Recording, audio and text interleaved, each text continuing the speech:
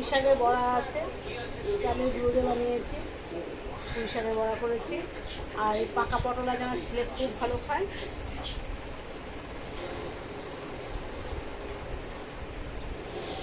আর এটা আছে কুমড়ো দিয়ে পুঁই শাকের তরকারি বানিয়েছি।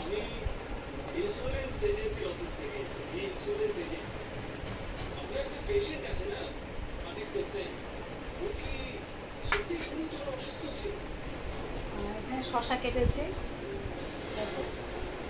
শশা আছে, দেখি মেয়ে যখন খায় তো এই খাবো না তা খাবো না। এটা আছে ভোলা মাছ, টমেটো দিয়ে পেঁয়াজ দিয়ে কাঁচা লঙ্কা দিয়ে রান্না করেছি, ঝাল বানিয়েছি।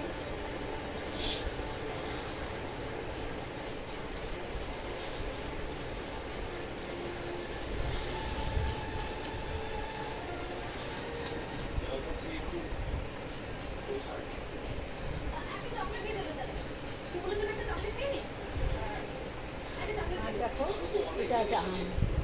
আম তো এখন সবার ঘরে ঘরেই, আম হলে কিছুই লাগে না।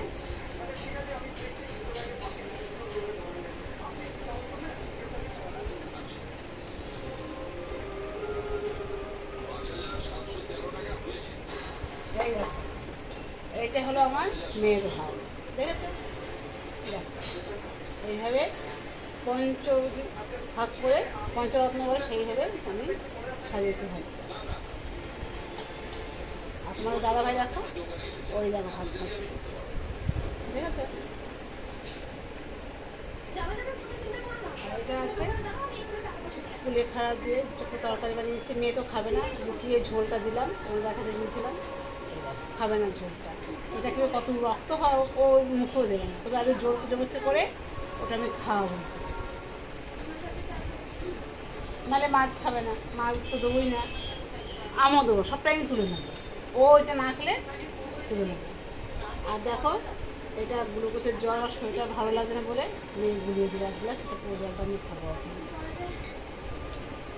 ভালো লাইক করবে, শেয়ার করবে, কমেন্ট করবে, সাবস্ক্রাইবটা করতে ভুলবে না বন্ধুরা।